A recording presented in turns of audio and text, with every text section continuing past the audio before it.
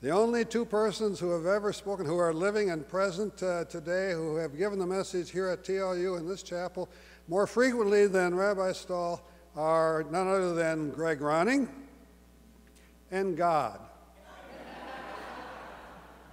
We don't have God. Well, we do have God, but we are going to hear about the Mystique of Jerusalem, and this afternoon about Elijah, miracle worker and prophet who never died.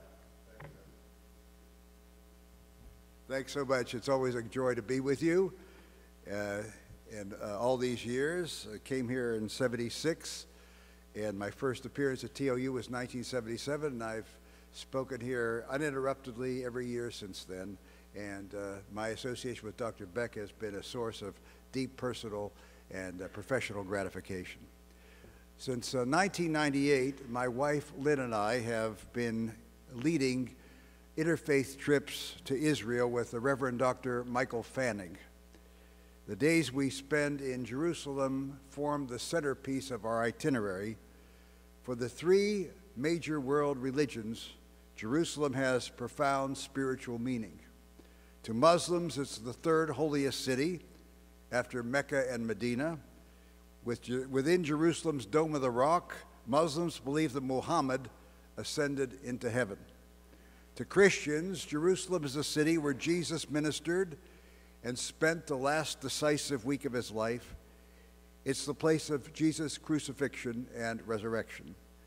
To Jews, Jerusalem is the citadel of religious faith, hope, and life, the only city mentioned in traditional Jewish prayers, meditations, and supplications. In a single weekend in Jerusalem, one can encounter all three traditions. One of the former mayors of Jerusalem, Teddy Kollek, eloquently captured the meaning of the sacred sounds of the Sabbath in the city of Jerusalem he led with great distinction when he observed the following, and I quote, "The music of Jerusalem resounds as in the call of the Muezzin from the mosques on Friday, in the prayerful song of worshipers in the synagogues welcoming the Sabbath bride, in the Sunday morning church bells tolling to the Christian day of rest. All these rhythms form a symphony, celebrating the rich varieties of the way that people love and worship God. To me, Jerusalem is a primary focal point of my people's past, present, and future.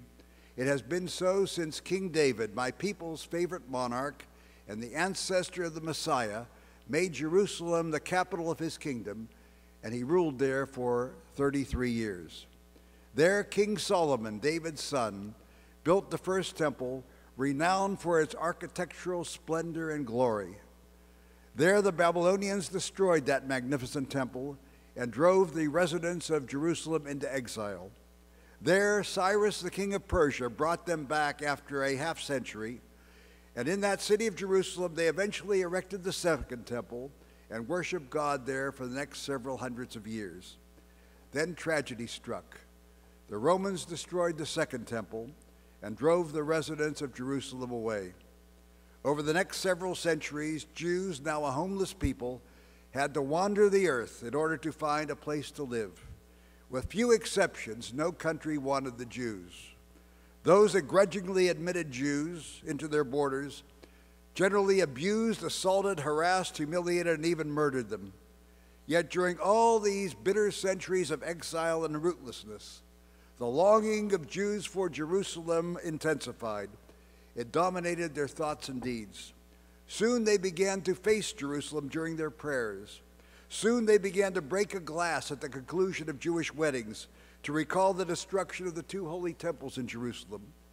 Soon they concluded the Seder on Passover and the service for the Day of Atonement, Yom Kippur, with the words, L'shana haba'ah b'Yerushalayim, next year in Jerusalem.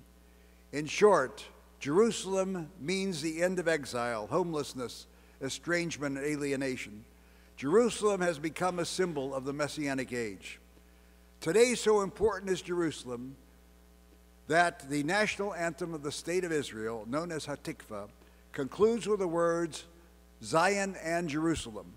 In the national anthems of no other countries, to my knowledge, is the capital city cited in the national anthem. Jerusalem seems to be the only exception in the case of the state of Israel.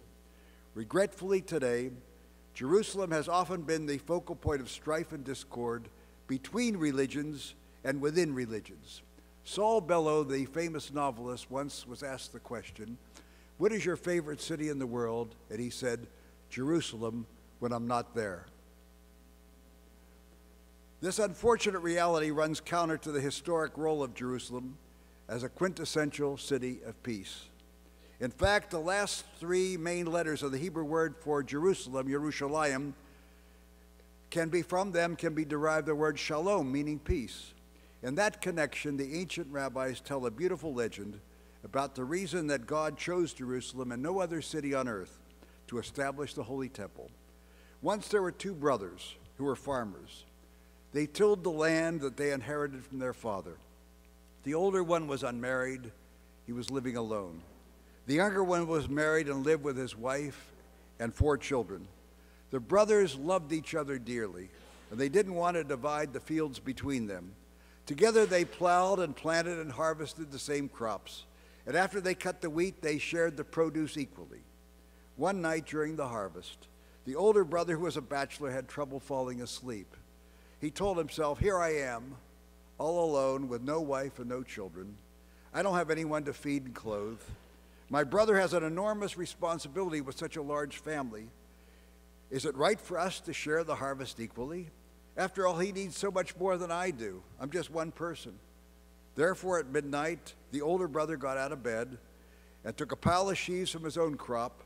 He then carried them to his brother's field and left them there. Then he returned to his tent and went to sleep in peace.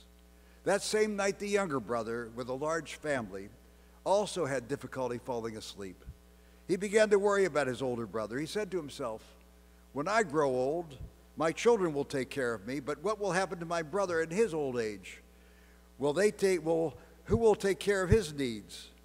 Is it fair to divide our crops equally?" So the younger brother left his bed and took a load of sheaves and brought them to his brother's field and left them there. He then returned home and went to sleep. And when morning came, both brothers were amazed to find their crops exactly as they had been the night before. They wondered about this turn of events, but didn't mention it to the other. The next night, each brother repeated his action. And when morning came, they were amazed to find that they had the same amount of sheaves as the night before. But on the third night, when each of the brothers was carrying a pile of sheaves to the other, they met at the top of the hill. Suddenly, they realized what was happening.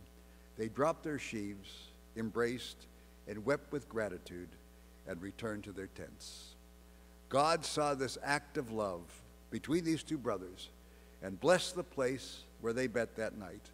In the course of time, King Solomon was about to build the temple. It was to be the place where peace and love would emanate to the entire world. God then commanded Solomon to erect the temple on that very spot where the two brothers embraced. In that temple, for centuries, the high priest blessed the people with the words, "May God lift up God's presence upon you and give you shalom," give you peace. Peace. This is the ideal which Jerusalem should represent and should embody. May that ideal be realized in our lifetime. Amen.